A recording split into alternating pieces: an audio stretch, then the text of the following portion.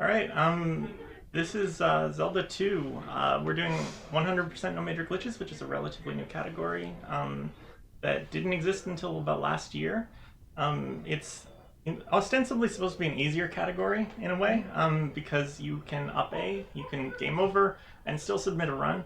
But we're going to do it a little bit harder than what a beginner might do because we're going to be going through Dark Death Mountain, which is a fun time.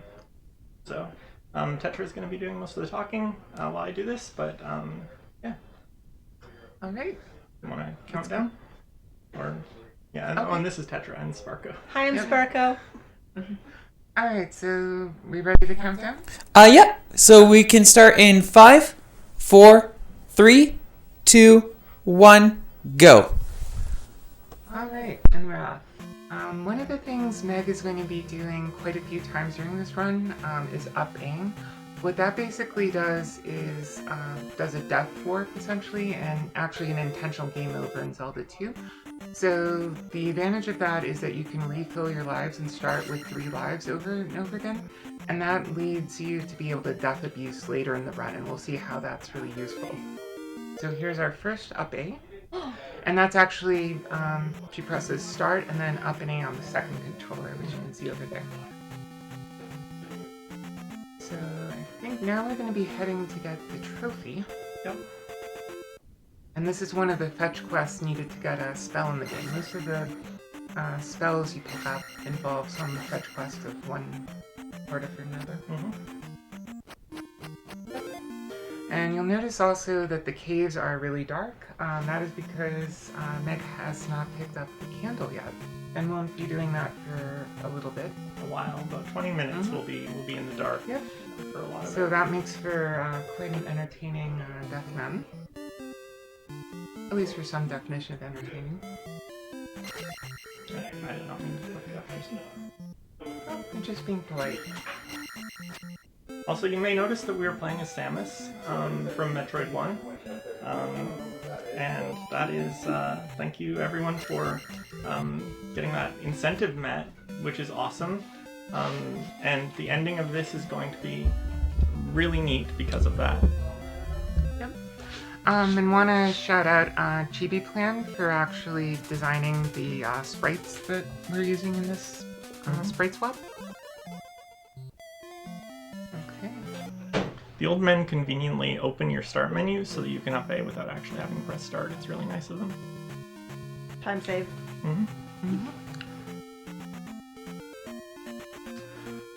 A lot of the time saves in this run are due to manipulating the walks and the enemies that you find on the overworld. So being able to avoid encounters is actually a pretty key part of this run. And also the all keys run, which is arguably the more popular one, but we're doing 100% no major glitches here. Yes, all keys is the classic category of this game by far, with the most runners and all of that. That category you have to get all of the keys, and it's not an arbitrary restriction. It sounds like it's like, oh, you have to go get all the keys and it's a fetch quest, but actually you actually need, if you're not doing some tricks that we're doing in this run, you actually need to get all of the keys in order to finish the game. Now, interestingly enough, even though Meg is going to do a little backtracking to get where the jump town was, it's actually faster to up A and then go back as opposed to walking out through the town.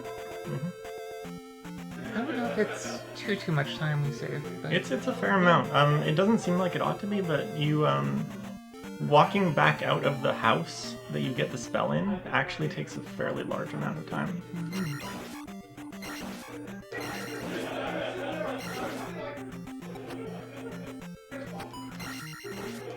Oh man, it's almost as if you know exactly where all of these enemies are going to be, even though it's completely in the dark.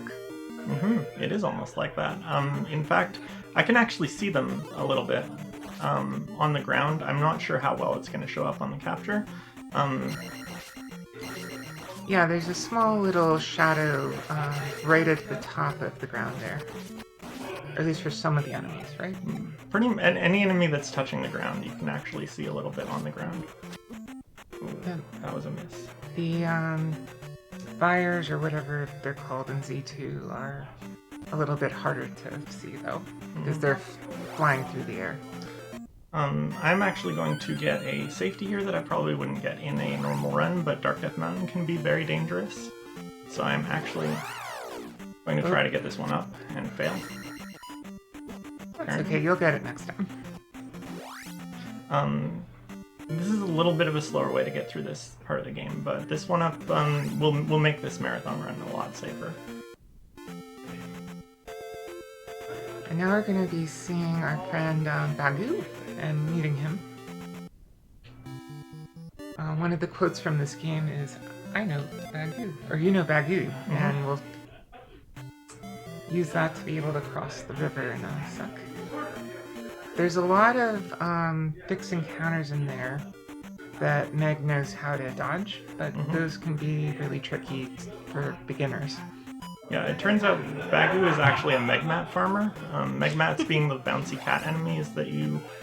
we haven't seen any so far, I don't think, but we will sort of see some in Death Mountain, but you'll barely be able to see them at all. They're actually kind of my stream mascot, just because of their similarity to my name. But yeah, they're little bouncy cats, and those around Bagu there are a bunch of encounters that all have just tons of megmats in them. So yeah. So here Meg will be picking up life, which is definitely one spell that we're going to use later to restore life. You don't actually get any health refills directly in this game. So basically the way you restore your health, other than by death abusing, is to pick up magic and then using that magic to cast life. Yeah. You do get refills at when you place gems, but that's it. This is the one Zelda game that doesn't have heart drops, basically. Yeah. Well, we will see later on picking up heart containers, or I think they're actually E-tanks with the sprite swap. Yeah, they look like E-tanks in this. Incidentally, Bagu and Error, a lot of people think that Error is some kind of like mistake in the game. It's really popular to think that Error is like a bug or something, but actually the name Bagu is in fact just a kind of a English as thing. Like they turned the word bug from English to Japanese and then back again, and that's what made the name Bagu, and it's actually a joke that there's a character called Bug and a character called Error in this game. So it's not a mistake. And Error actually is one of the most useful characters in the game because he actually tells you some useful information. If you talk to him after you talk to someone else who tells you that Error knows something.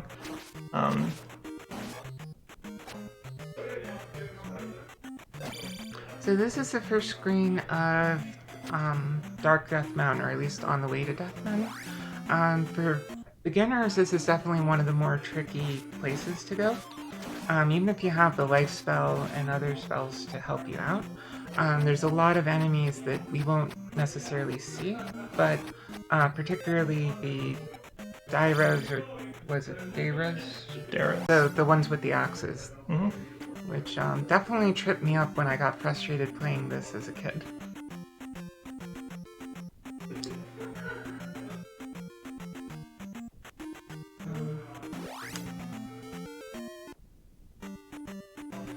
And then in here we have a couple of enemies that are just going to fly around. You can't really see them too well until they pop on the ground.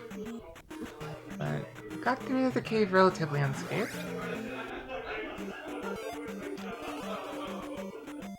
And now we're going to see the first, or not see, but one of those axe throwers. It's definitely challenging doing this in the dark. But well done. And we get our first attack level. Yeah, leveling is another key part of the game. Meg has a very specific plan for how many XP she gets at certain points in the run, and exactly what order to take them in. One of the key things to Zelda 2 is to take advantage of the fact that when you place a gem in a palace, you automatically get as many XP as needed to get to the next level that you're going to be able to take. So if you manipulate that to have a... speaking of getting experience. I don't really need that, but Nice.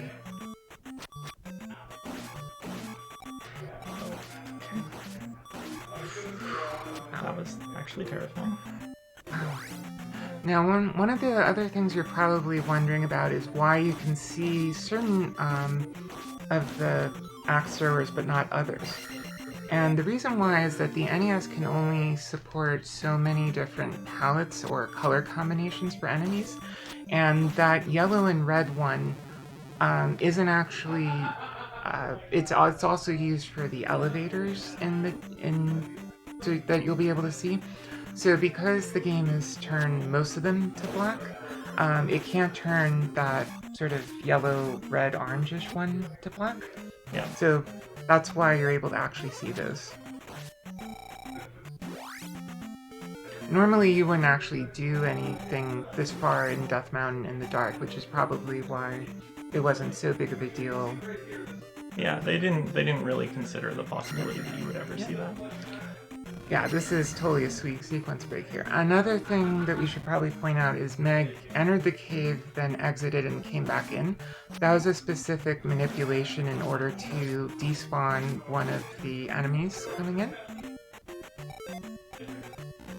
So that was an intentional strat. Now we're going to be facing, or not facing literally, but another axe thrower.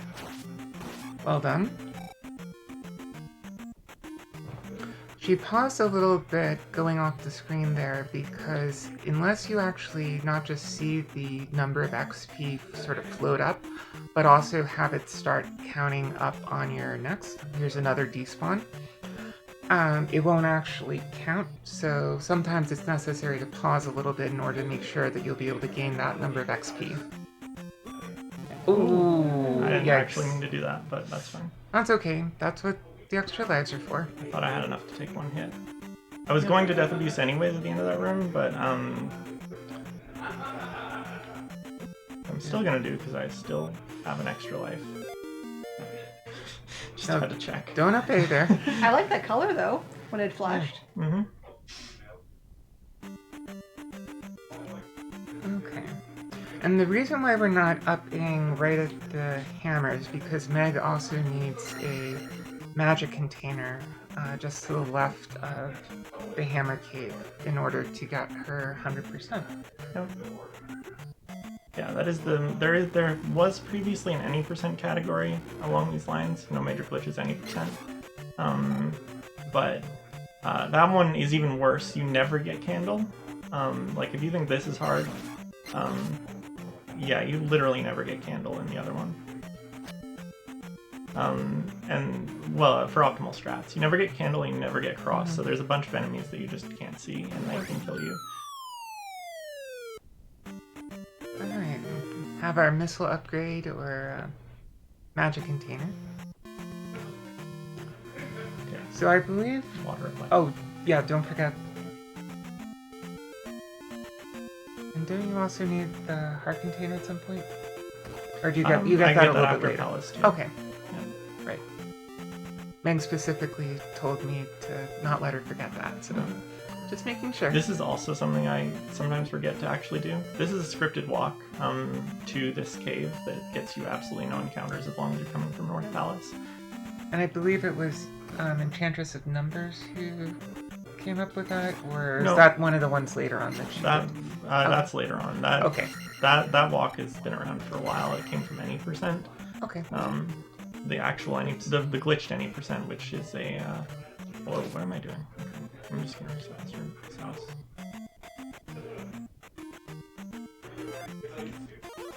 I almost started fighting these, which I don't actually want to do.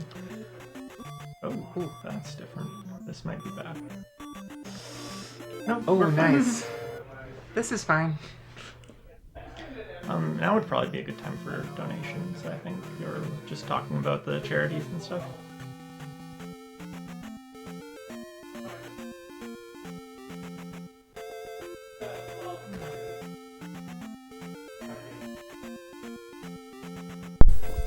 All right, so just a reminder for anybody who is interested, we do still have. We are still raising money for charity right now with Extra Life. We did pass our goal, but we are currently working towards our second goal, which is $2,500 US. If anybody's interested in donating, links do pop up in chat. Just feel free to follow the link. We do still also have a couple of incentives, one of which being for the Final Fantasy VI suplexing the train. And there's also one for a bid war for the character names. I believe right now a couple of the characters have some pretty... The names that are in the lead right now is butts for all the characters, which is absolutely amazing. If anybody has any other names they want to submit, you just have to enter into the bid war. And of course, we've always got the Super Metroid and Zelda randomizer, and that's right now it's at Save the Animals with $118.90 in the lead, and Kill the Animals currently does not have any money in it. So if you want to save the frames, go a little bit faster, kill those animals, you got a little bit of work to go. Excellent. So Meg just picked up a sword technique and will be getting the fairy spell right now. The fairy spell is arguably the most important one for this run because of how it lets you get past key doors. Yes, that's in fact why we do Death Mountain, is because it's the only way to fulfill the chain of stuff that you need in order to get Downstab and Fairy, which let you skip a significant portion of the early game by skipping key doors. Mm-hmm.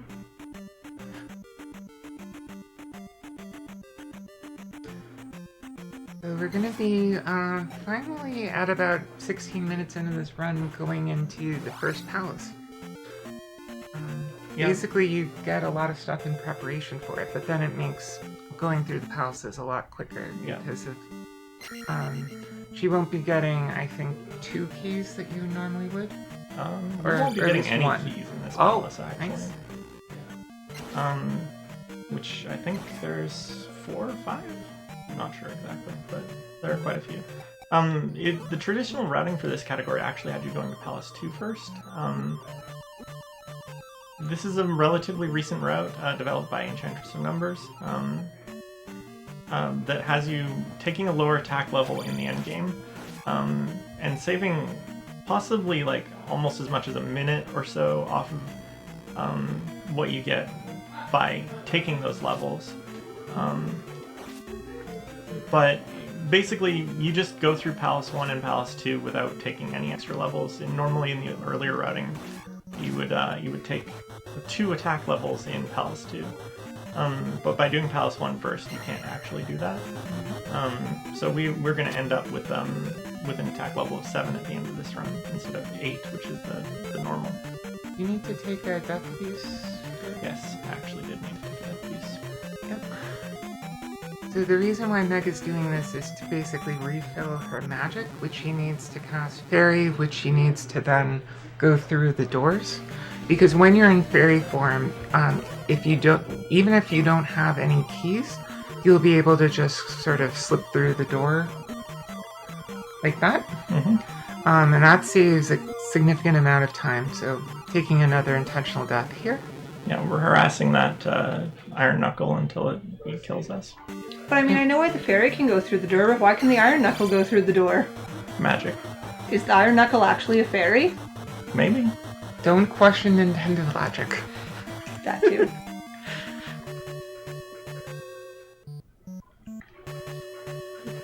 So the little jump Meg did there was to manipulate the bubble patterns to leave her alone. There's also other techniques such as stabbing the sort of corridors to get down there, and that's just to manipulate the spawn patterns.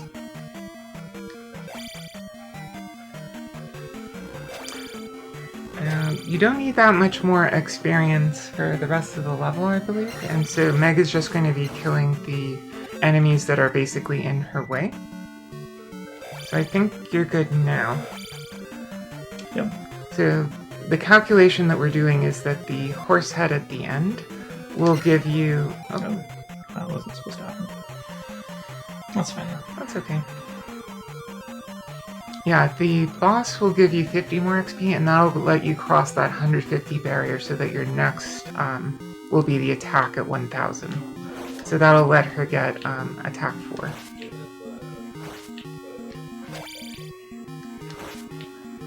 I'm being a little extra careful here because I don't have any extra lives from all the death abuses, and I really don't want to game over here. It would be a pretty significant time loss. Mm-hmm.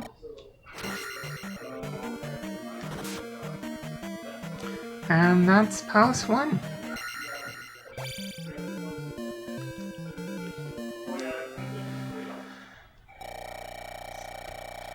So before upping to save time, we're going to be picking up another E-Tank, right?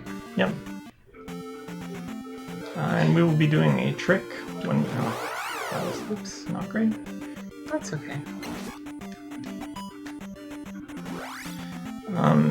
We will be doing a trick. Should have waited and that would have been fine. Normally you wouldn't take 2 encounters here. You'd hopefully take none, actually. But we're going to do a glitch called Fairy Feet, which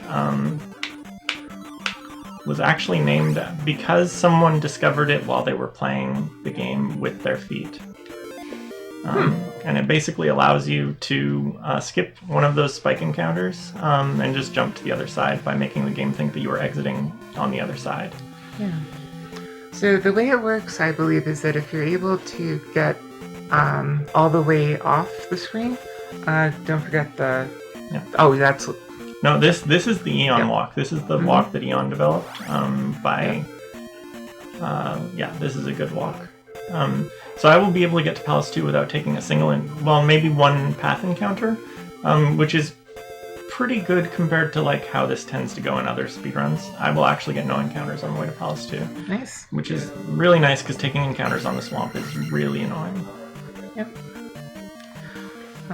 But anyway, I was saying how the Fairy Feet work is that if you get out of bounds and then press right, the game will essentially think that because you're going out of this area on the right side, you'll be able to skip over the whole thing.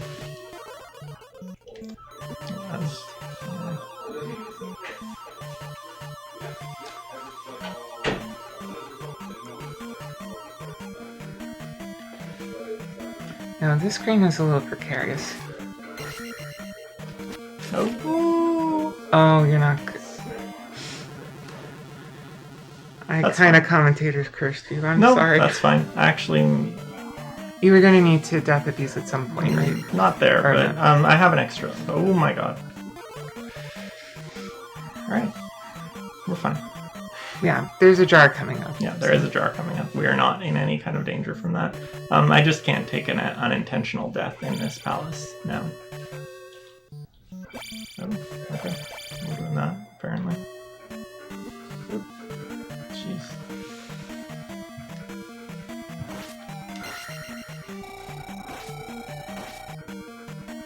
I will probably actually do some slightly different than usual stuff for safety here.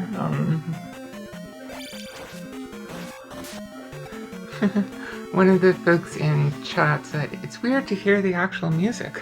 Oh yeah, that was Devin, I think. Oh yeah.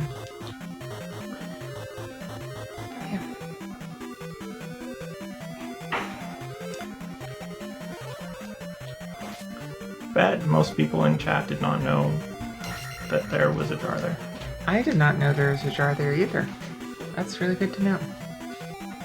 And I assume you're going out of there to set up for a death abuse? I just wanted to get rid of jump, honestly. That's what I was trying to do. That works too. Okay, that's good. Alright.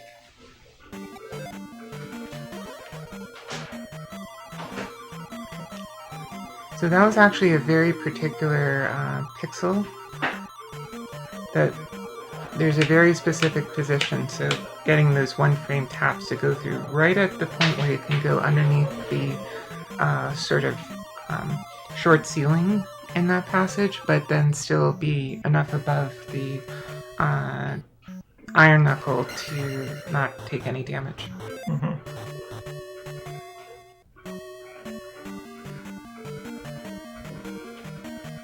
What I just did might have not made any sense, but that's fine.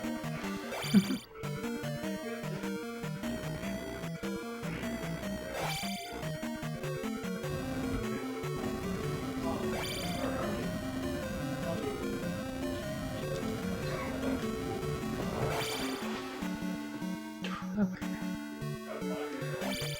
Oh, this area is really obnoxious with those emo statues that shoot at you.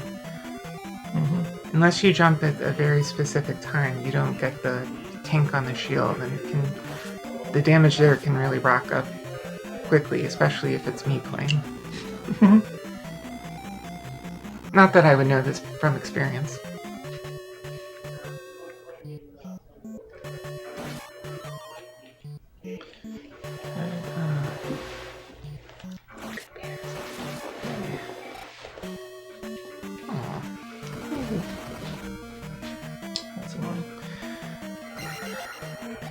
Well, you can still get out if you dig to the left, right?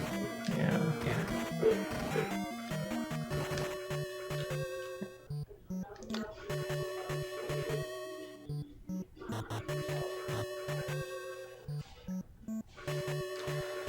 So how many XP do you need before the end of this palace?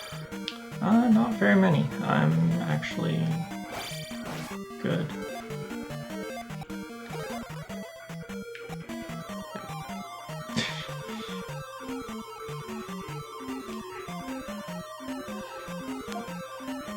I did not do the screen at all right. But yeah, the XP is fine. I don't actually...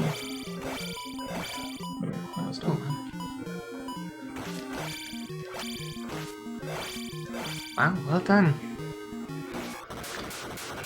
Took out Voldemort really easily. We sometimes call that enemy Voldemort because it looks a little like Voldemort, wouldn't you say? Well, and he also seems to have Horcruxes. Oh yeah, the little heads. Alright, and we're gonna... Because we're up-Aing, we actually just want to just sit here and wait for this XP to tick up. Yeah, it's very important to make sure to get your attack level, because when you up A, it removes all of your experience, or sets it back to 0. You lose all of your XP. Yep. Unspent XP. Including any that's ticking up from the gem. This is where I want to get the Heart Container. Okay. Well, I'm glad you remembered. I remembered because we talked about yes. it. So repeatedly. You did succeed, actually. Good. And that's really what counts in the end.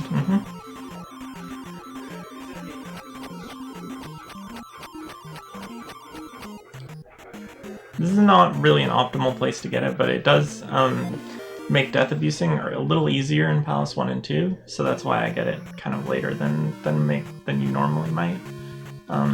There's slightly different routing that I would be doing if I were going for like total world record kind of grinding. Some of these routing decisions that I've got in this run, I didn't do that right. That's fine. Whatever. That's okay. At least when you're on the yellow road, it doesn't take too long for an encounter. Okay, we're good. Yep. Shout out to King's Gym. Very useful.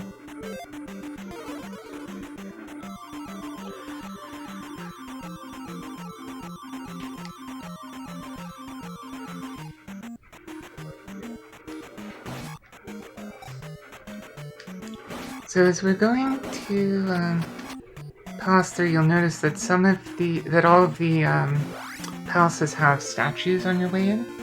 And depending on the level, they can either give you a magic jar, or like it did in that case, or sometimes in the later levels there'll be a iron knuckle there instead. I believe it's a 50-50. In this level, it could have been a 50-50 chance of an iron knuckle. But luckily, Meg got lucky there. Actually, I wanted an iron knuckle because I wanted the XP. I wouldn't have fought that that enemy if I had gotten the iron knuckle, and it's much easier to fight an iron knuckle because I want to get life about here. So the question in chat: what's up with the Metroid sprite? What's up with it is that we got our donation incentive met for having the Metroid sprite set instead of the standard Z2 sprite set. So we see Samus getting to walk across Hyrule, and the E-tanks the heart containers are E-tanks, the magic containers are missile upgrades, things like that. So it's just for fun and to, show off some new artwork and also to raise money for charity. Yeah. Also, the ending is slightly changed in a very in a fun way that I enjoy. Well, we won't spoil it. No. But I do suggest you stick around to the ending and see the way that it is changed. Don't get this key. I don't. I didn't want to get that key, actually. Yeah. I don't know why I was doing that. So I'm also in a tournament for the all keys category right now. So if I make any wrong turns, it's probably because of that. So. And then there's another key here you don't want to get? This is the key that I don't want to get, yeah. Yep. We're going to get that key on the way back. And the reason why she doesn't pick up the key intentionally there is because if you do have a key when ferrying through the door, the game will take it away from you. So as she ferries through this door coming up right here, we don't want to have a key because it effectively will waste it. Getting a nice little jackhammer there. Wow, very close to dead there. Oh my gosh. Yeah, you're gonna wanna cast life. I don't want to backseat, but yeah, actually, I can cast life here.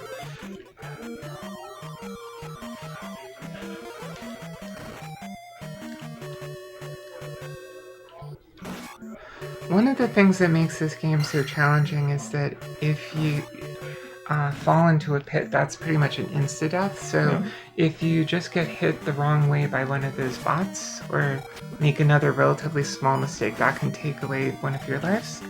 And for this,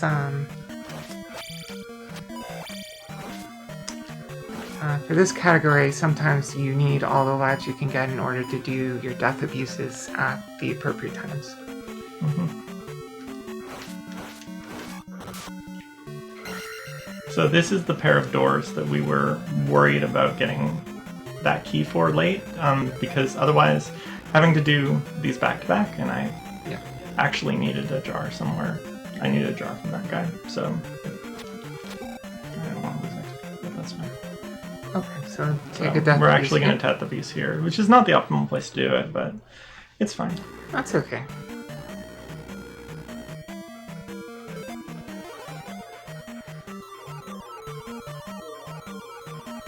And we are totally fine on XP for this palace, which is nice. Great. Can I sneak right past that Doom Rattler? Doom Rattler, yeah. Okay.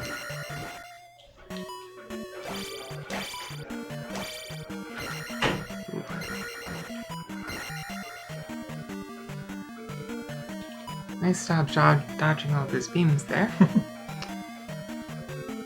So now Meg is going to be setting herself up in a very specific position, and if she does this right, she'll be able to get Revenak over here.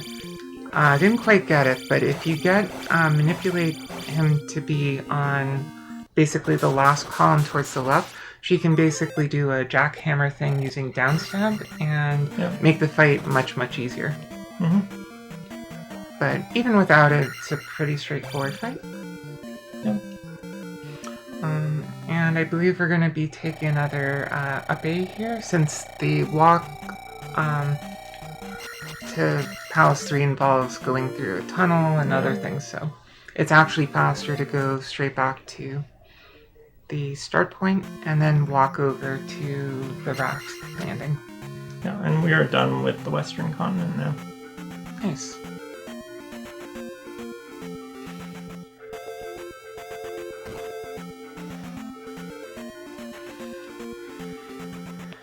And then starts a couple of fetch quests before Palace 4, right? Yeah, we're back into fetch quest mode, so, I mean, if we want to talk about some incentives or something, that was a good time. And I did not want to take that encounter at all. That was a lucky hit with that beam, though. Thank you very much. Just to remind everybody, Extra Life unites thousands of gamers around the world to play games in support of their local Children's Miracle Network hospital. Since its inception in 2008, Extra Life has raised over $50 million for sick and injured kids. SLURPATHON is an event held in Calgary, Alberta, Canada, our local Children's Miracle Network hospital is the Alberta Children's Hospital Foundation. And last year, SLURPATHON was able to raise $1,675 and our goal was $2,000, but we have exceeded that, and right now we are moving towards our next step, which is $2,500. So if you want to donate to that and just help continuing support this cause, help out the Extra Life, just go ahead and donate. We do still have a few exciting incentives going on right now, such as all that Final Fantasy stuff. We do also have the bonus game 3 that's still coming up. I don't think we have that yet, so if anybody wants to see what the main event is, be sure to help us get that $300. Yeah, that main event, I don't know what it is, so I look forward to finding out. So please get those donations in. Alright, we're doing something called the Dazzle Walk here, which is a somewhat scripted walk to get no encounters across here, which I screwed up. Sadly, I was going really well, but kind of just missed that last, moved up too quickly there. No, I didn't want to take that either. We'll just go.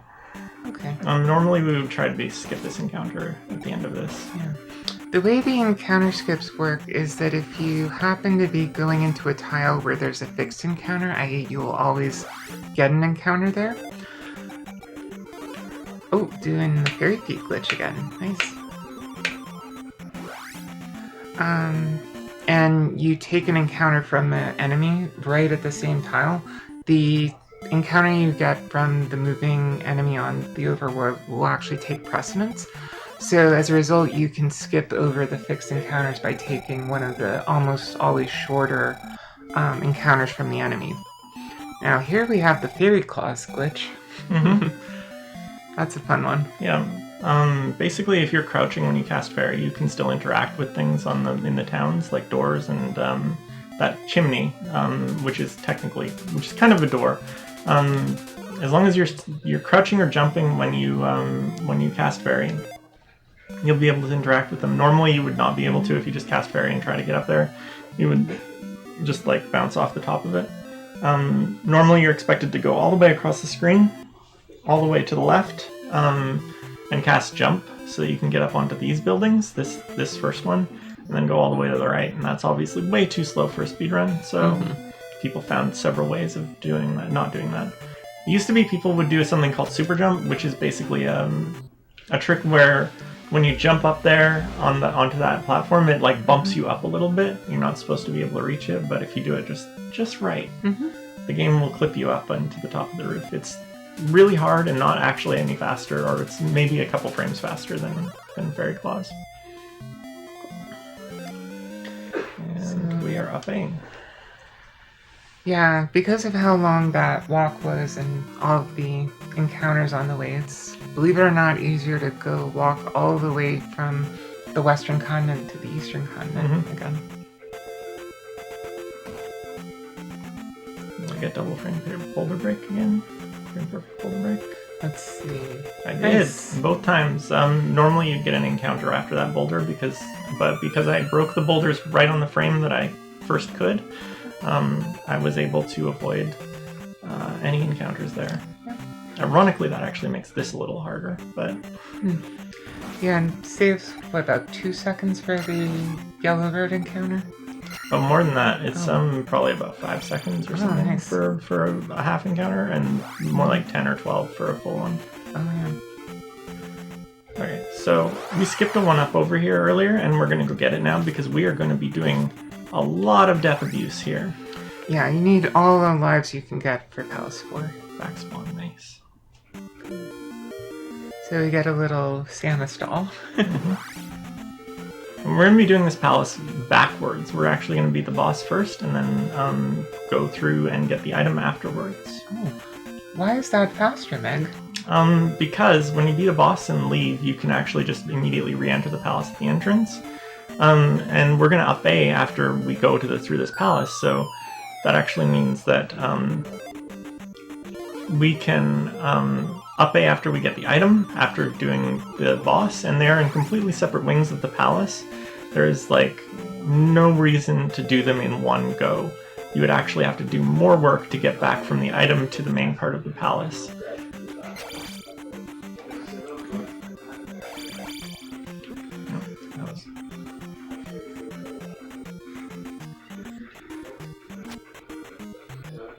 And especially with all the Wizrips you find in Palace 4. Sometimes jokingly called Uncle Wizzy's Palace. You definitely want to avoid as much traveling there as you can. It's a really long palace, and all the rooms look the same. It's actually a really annoying palace to do. Mm-hmm. So it's really actually kind of nice that it's shortened significantly in this category. But it's a little dangerous because we are going to use every single one of our lives that we have.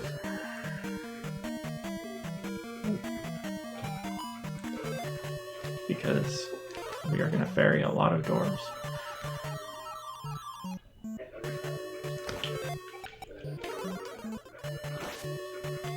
Yep. You get one key here. So basically, Meg's only going to be taking keys if they're pretty much right along the way. Mm-hmm. So that one was only a couple seconds to... All right. Oh, yeah. Need that piece here. Yep.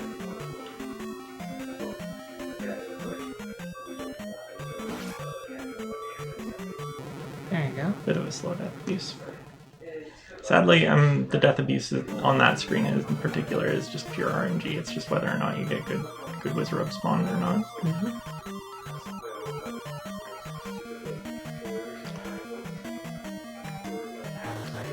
And I believe in this palace we're going to be working up for attack 6?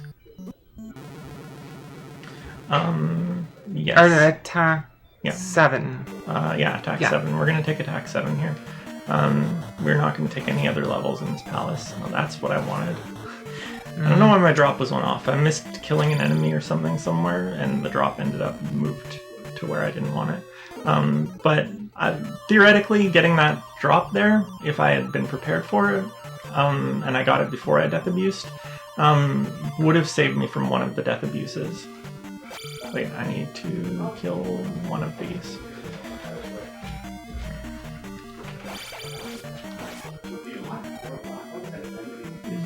No, I need to kill both of them.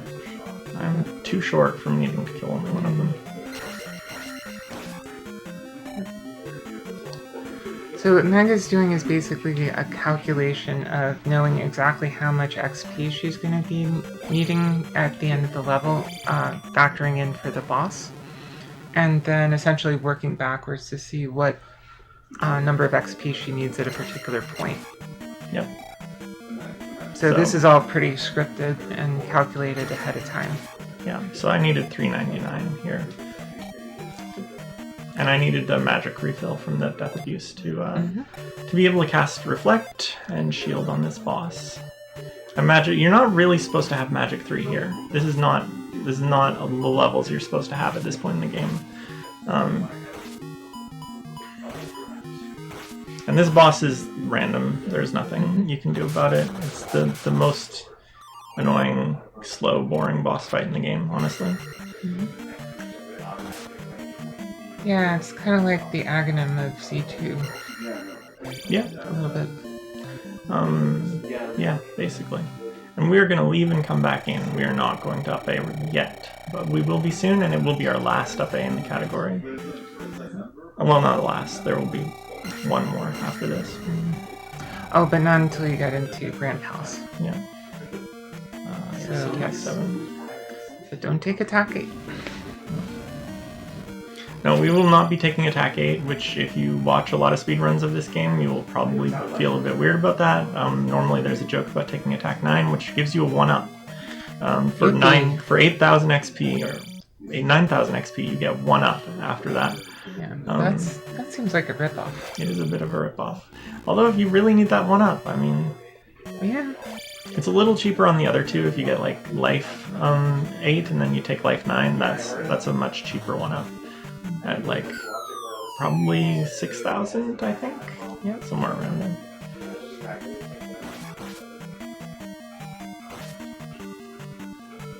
We are literally not caring about these enemies at all because we are just going to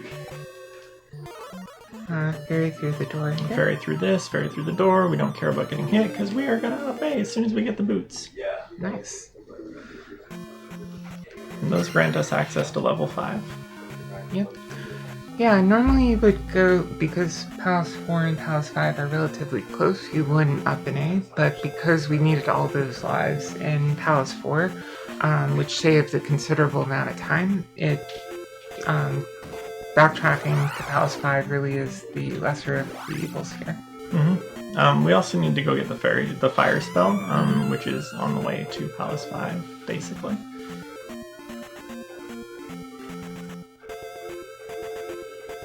Well, that was a nice spawn. Both out of the way spawns. Nice.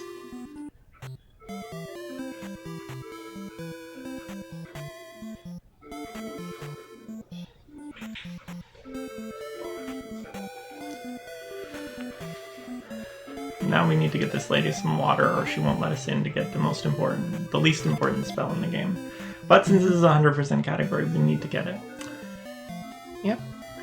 Can't skip over the fire spell, although you do make use of fire a couple points in the run, right? Yeah, it's useful. Or during one cave. Yeah, one cave we use it. We also occasionally use it on Dark Link just to have some fun. Yeah, that's more for swag, though. Yeah.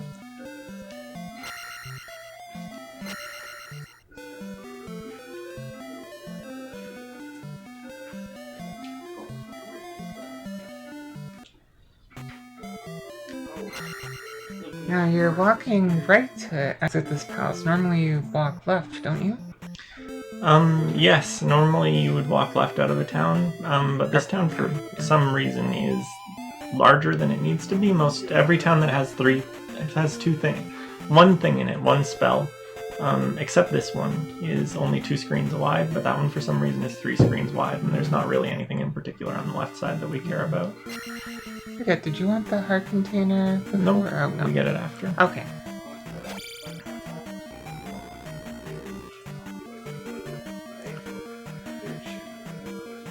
Now, being able to ferry through this palace is definitely helpful as well, because some of the keys are particularly out of the way.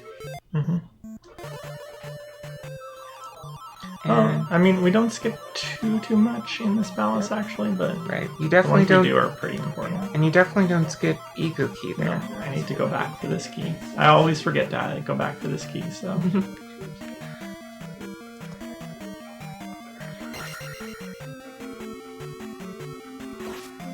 Yeah, it's funny, I was watching Meg play this on stream a week or 2 ago, and noticed that she forgot that key and actually said, "Hey, don't you need that key?"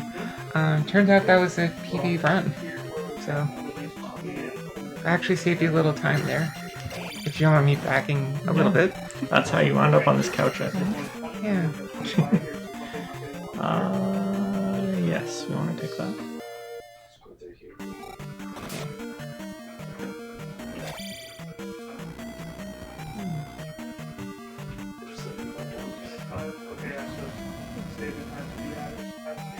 I love the artwork in this palace with the sort of stained glass windows. Although if you're all the way like multiple floors underground, there shouldn't be any light coming through. So, Nintendo logic.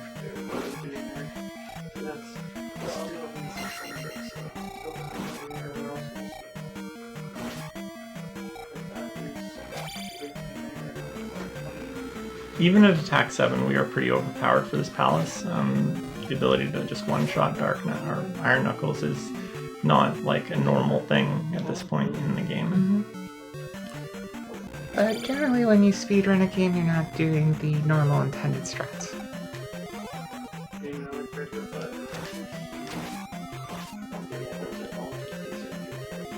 Oh, don't even need that P bag. Don't even want that P bag. Coming out of here with too much XP is actually a problem, because it makes it a little harder to get the levels at the spot that you really want to.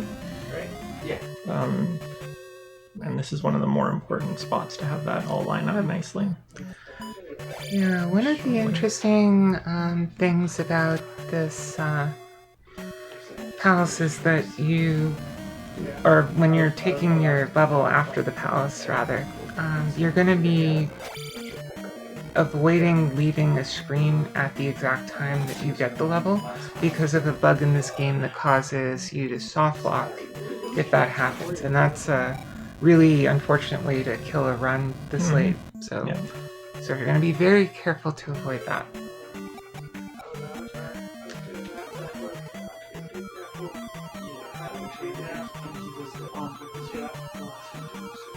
Alright, plunger height.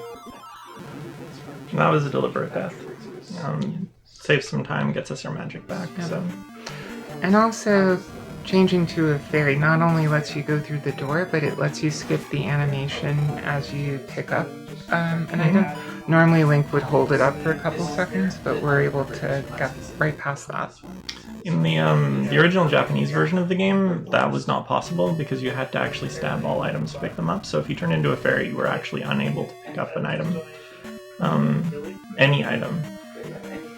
In this game, they only left that in for pea bags and jars for some reason.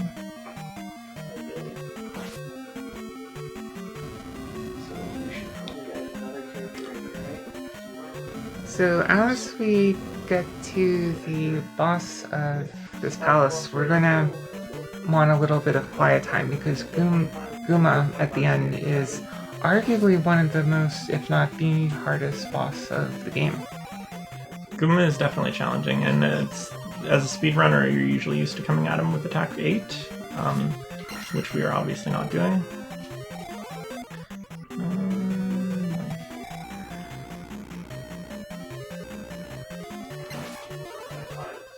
Just enough to cast shield. Oh, good.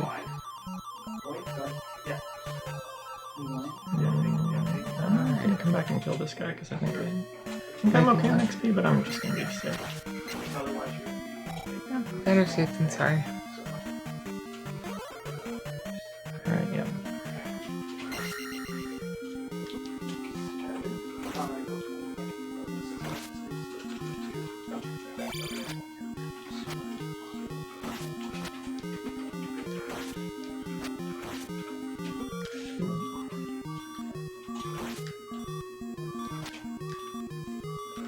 Nice. Right, that was terrifying. And we got the levels that we needed. Good. Yeah, because even though you're not going to be upping at the end of the palace, you need those lives for other parts until you get to Grand Palace. Yeah, we're not upping again until the end of the game, basically. Yep. Remind me not to take attack 8. Yep. So hopefully we'll be able to get out of this encounter without triggering the level ups, because that is the soft block that Tetra was talking about. Hopefully. I'm not going to risk it. Yeah, I wouldn't. So I think this gives you enough for Magic 6 and Life 6. Yep, we're going to take Magic 6 and Life 6. And somewhere in Palace 6 we're going to take Magic 7. Or Life 7, I mean. And then we're going to get Magic 7 off of the gem, and we're going to end the game on 777 leveling, which is a pretty unusual leveling if you're used to all keys runs. Meg's taking a specific pattern here in order to set up for River Dance, which is after getting the River Devil here, if you get your... Oh, I think you got it. Yep. Nice. Basically, it's an encounter skip that skips one of those Wilson fences there. She'll still have to go through 2 more of them, but this way you... Oh yeah, you can fairy feed.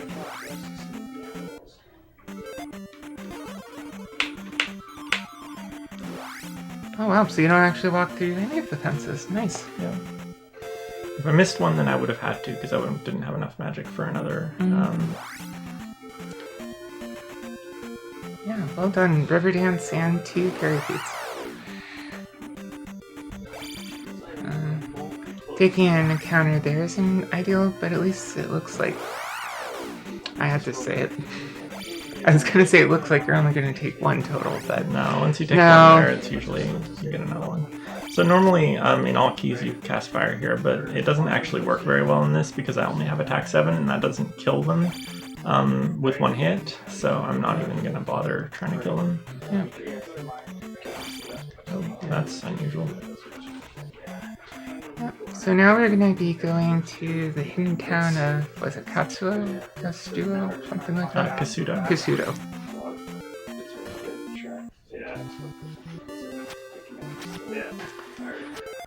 I do not mean to talk to her. And arguably this is one of the most important towns of the game because not only do you pick up the any key or magical key, which if you don't have that going into Palace 6, you basically are dead in the water. You can't progress at all. I mean, it's possible if you fairy and Death Abuse enough, but it's tricky. Yeah. There are no keys except for boss keys, which match doors in the boss's rooms in Palace 6. So unlike Zelda 1, keys are essential in this game, and there are only enough to beat the game. And the any key is they're actually not enough. The any key is necessary to beat the game. And you're 100%ing anyway, so. I don't believe that the any percent no major glitches run gets the any key, but I'm not actually sure about that. I'm not super well versed in what that road does. Gonna strike a pose? All right. That wasn't a great pose. Give it 7 out of 10. That's very generous.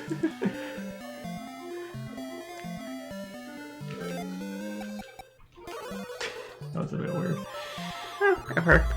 Yeah, and since Mega's going to be picking up a magic container in town anyway, it doesn't really hurt her to cast Fairy there.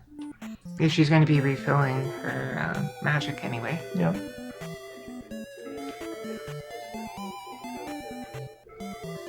Yeah, the magic is going to get refilled by getting the last magic container, which, by the way, you need all of the other magic containers, or this lady will not let you in here. She will tell you that you don't have enough magic containers, and you will have to go and find the one that you missed, because you probably missed one. Oops. Yeah. Well, luckily we have all the ones we need.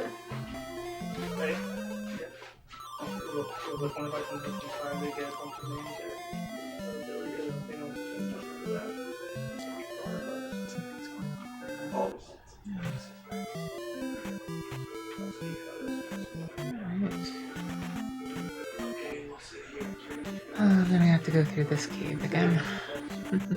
Yep. We're also going to be refilling your life soon on a heart container that we're going to get on the other side of this cave. Yeah, so you get both the magic refill and a life refill.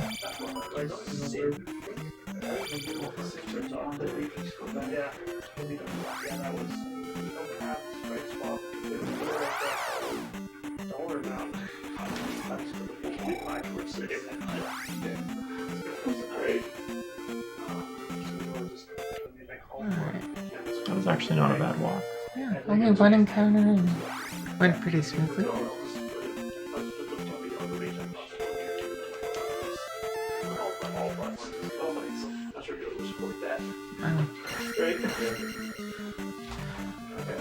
I wonder, Meg, how do you find out about Palace 6 where it is in the vanilla game? Or if you're playing casually? One of the town people, I believe in Hidden Town, but I'm not actually sure where the person is who tells you, but you're told by a town person that there's something at Three-Eyed Rock, and if you play a song, I think it says.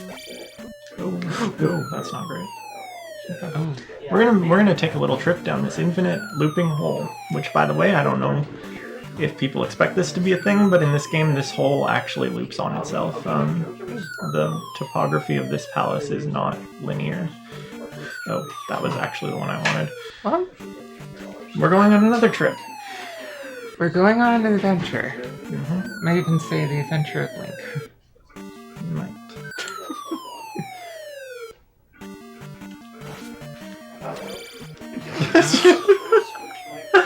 Okay. I shouldn't laugh. We're going on another trip. I was like, may as well see if that's a jar. and I saw if it was a jar, and it was not It was not a jar. No, it was a jar, but I can't really get back up there without casting jump, and I don't want to, so Yeah. we're just gonna leave it. That was not worth it at all. Hey. I mean, of all the things that can go wrong in a run, that's relatively easy to recover from. Yeah, it's not super major. Now, there is a hidden pit coming up. That's a little bit more of a problem if you fall in. Yeah, I really don't want to fall into that one. Yeah. This is So one... we are in Canada, so... Yep.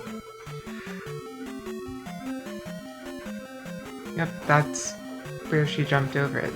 Now, the reason why we call that the Canada hole is because I believe during a Zelda tournament, a number of Canadian runners actually fell in it by accident. Yep. So sometimes joke that the area that you get into when you fall in the hole is Canada. That was a really bad reenact fight. But yeah, that is exactly why. And we have an opportunity to fall into it again when we go back through here. Mm-hmm. But if you get lucky and get a potion there, or a magic refill, you'll be able to ferry over it, I believe. Yes. We are actually going to grind for it because I don't want to have this look magic in this palace. This trick of doing it kind of across the other side of the screen is a relatively recent development. By the way, this is a 50-50 chance each time. Wow. So, be impressed that I am not getting it. This is quite the gamble here. There we go. There we go. Wow, so that was like a 1 in 16 of... We're gonna cast it. Alright. Alright, so we're flying right over Canada. I guess I could have shown the Canada hole as the ferry. Like, I could have had the ferry, like, go dip into it. Also don't want to fall in there. That's where you come out of the Canada hole, and that's actually the real problem with coming out of it on the way back, is that you end up stuck in there with that Doom Rattler just, like, throwing maces at you, which is really unpleasant. Oh, yeah. Shoutouts to Canada. By the way, this is WizCon room. Mm-hmm. That's what we call it. It is a convention for Wizrobes, apparently, who are rude. Yep. They don't really like when you intrude on their spaces, I think. Oh, wow. Okay.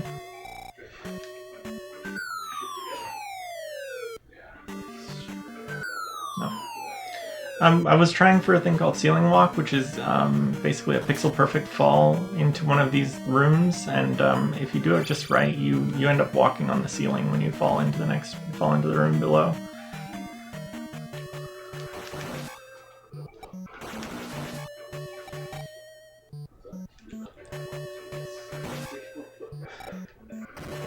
Those were pretty tight jumps there.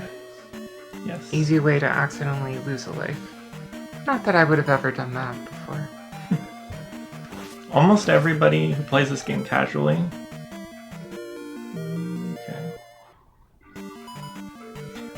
winds up trying to just push through that room without killing those heads, because I think a lot of people don't realize that those heads are actually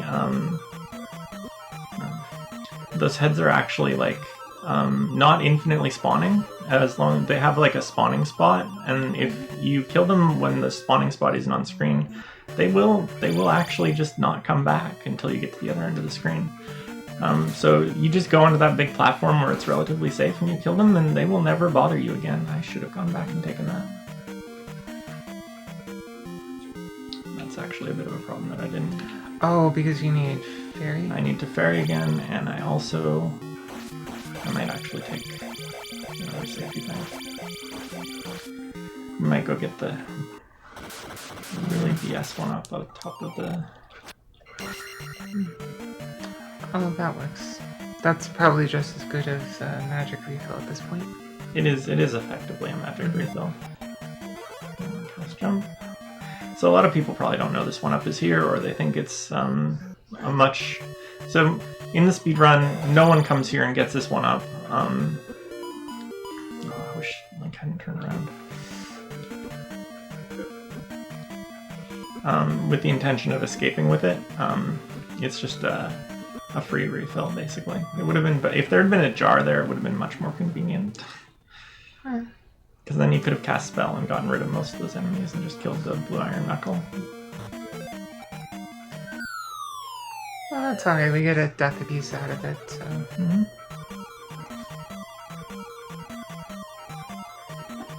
And now we're gonna be up against, what's this one? The dragon lizard thing?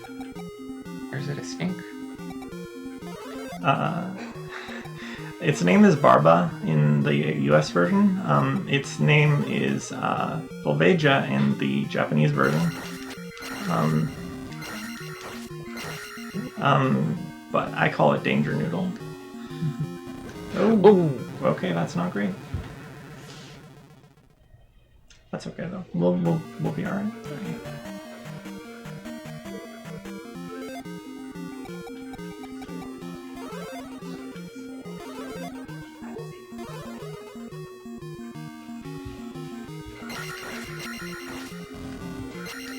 Oh my god, what the hell?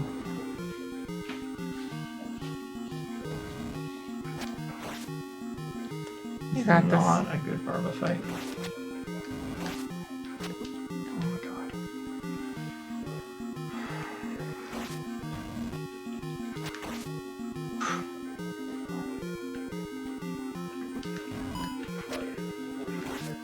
I'm really not sure what's going on right now because this is not a hard fight, and that's probably the most cycles it's taken me to beat Barba in a really long time. But we're through. That's okay. We're gonna take magic 7 here.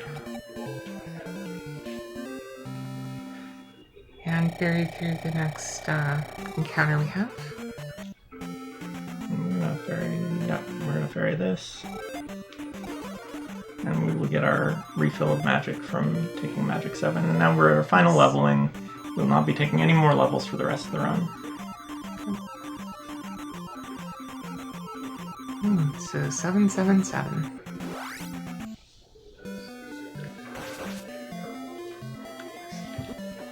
Now the nice thing about not needing any more levels between now and the end of the run is basically you don't have to kill anything unless you need to get by.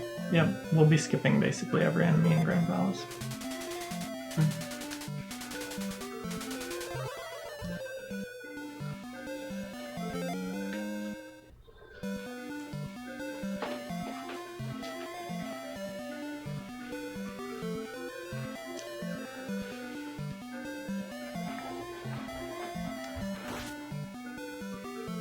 So once Meg leaves here, we're going to be making our way to the Valley of Death.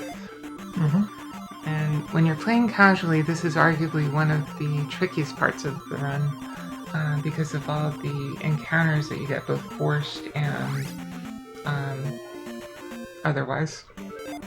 Yeah, we're going to be skipping most of the forced encounters. Well, almost all of them.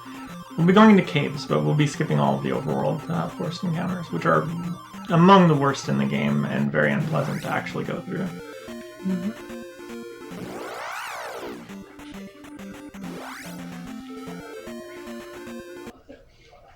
Nice. Well done. That saved a big chunk of time.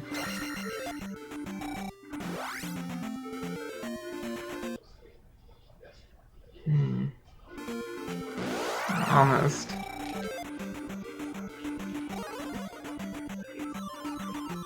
At least we got a free ferry through there. And there's a couple of different ways you can get through some of these screens. They're dangerous because of all the pits that you could potentially fall into and the fast-moving moes and other enemies. Those are the eyeball-like ones. But by using the spell, you're able to make them into bots, which are much less harmful. Yep. Nice skips here. Because we have magic 7, we won't be able to cast it quite as many times, so we may end up having to work our way through some of these encounters. Oh, do not want to do that.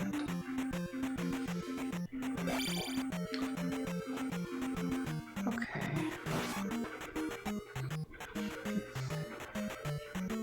Say hi to Max. Ooh, nice. Max cooperated. Why is that Scorpion named Max? Because there is a speedrunner of Zelda 2 named Scorpion Max. That's literally it. There's not actually anything deeper than that. Right. As long as we can make it into Grand Palace without getting hit again, or without getting hit a couple times, we will be fine because we will be upping at the entrance to Grand Palace. Yep. And that is the only place in the game where if you get past it, you'll be able to up A and not start at the beginning palace. Exactly. Nice. Okay, so taking an intentional up A here. A really good Grand Palace is about 5 minutes, so we're about 5 minutes from done if this goes decently. Okay.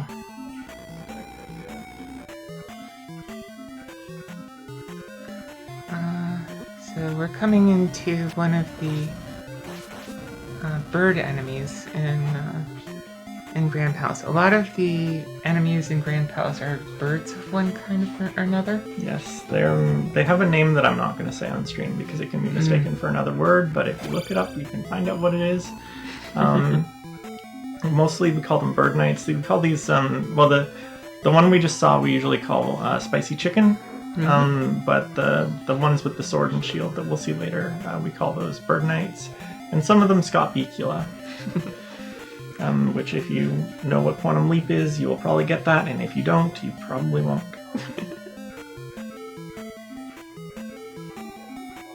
Okay, say hi to the spicy chicken, now say bye to it. Yeah.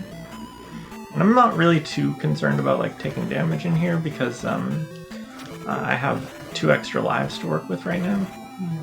That's normally a lot more than you would have in a run where you can't up A at Grand Palace.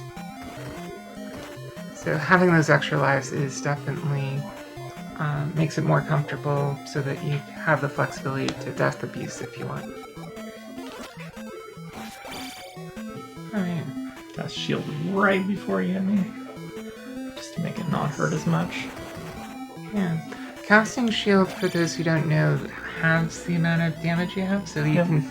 Sometimes I call it a blue ring spell. It is effectively the same as the blue ring, except you only get it for 1 room. Yeah. Wow, that spicy chicken really... Usually they sit on that top shelf and don't really come down from it. And here she has a 50-50 chance of getting a jar. Yeah, I'm gonna try to get it once, but I'm not really gonna... Yeah, okay. Oh, got lucky.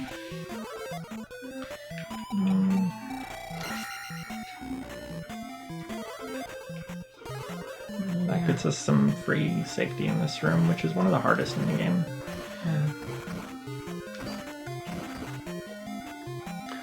Yeah, one of the cool things about the... Oh, Scotbecula is not cooperating. Yeah, this is Scotbecula, by the way.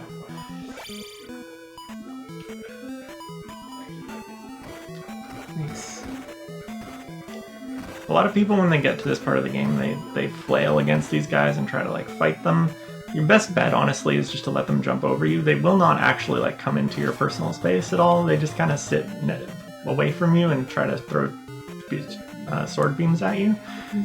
But if you just like let them jump over you, usually you can just like go a while after.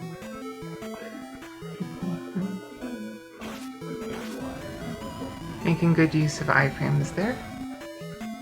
That's actually kind of interesting because the iframes aren't really relevant on that case. It's actually... Oh, that's an interesting pattern. Yeah, that can happen sometimes. It's not super normal, but...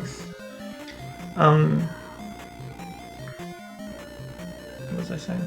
Oh yeah, it's actually just a delay. If you just delay a little bit, you do a little turnaround. Okay. If you just do a little turnaround instead, it actually works pretty much exactly the same. Okay.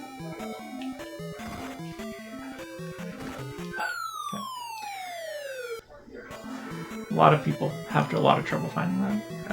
There's boss spot. Actually, I'm gonna do a thing. I'm gonna make one attempt at this jar over here. Oh, that's not the jar. It's the next room.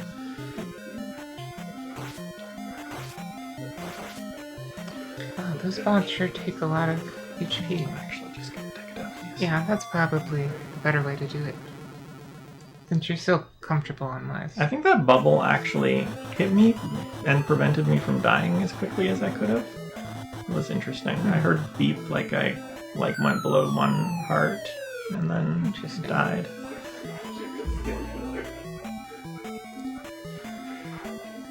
Alright, so now we're going to be dealing with Thunderbird here. Yep. Fun fact, unless you cast the Thunder spell right there, Thunderbird is going to be entirely invulnerable to you. Yep.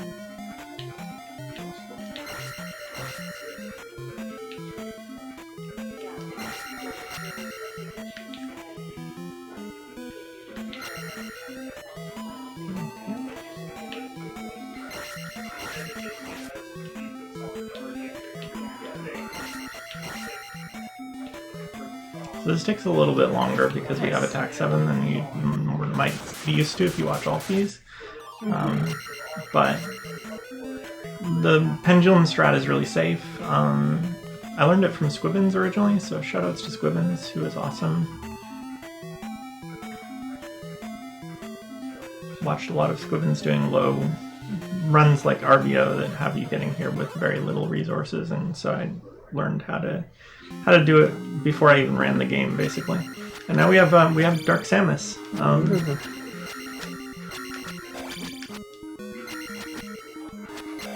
I love how the ideal strat here is just to cheese. Yeah, but her. let's have some fun. Okay.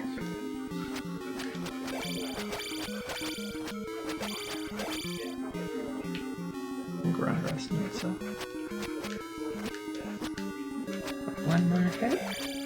There we go. And And that's time. Time. Time. Nice. And the time is 1 hour, 16 minutes, and 15 seconds. That's not bad at all for a marathon run. Yeah, it's pretty good. Yeah. I think my PB is around 110, so there's definitely some lost time in there to stuff. But you may notice we get the good ending. Samus no longer in the suit, and Samus wakes up Zelda, and Zelda seems a little smitten. Aw.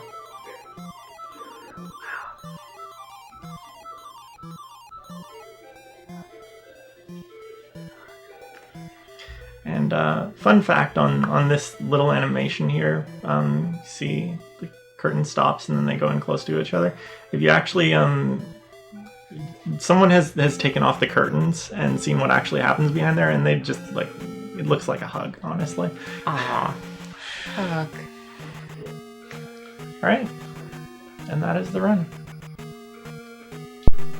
Thank you so much for a really exciting, fun run to watch. Up next, we do have Slurpy Ninja and the Real Bon, and they're going to be racing in Mega Man 9 Any %. We'll see you there.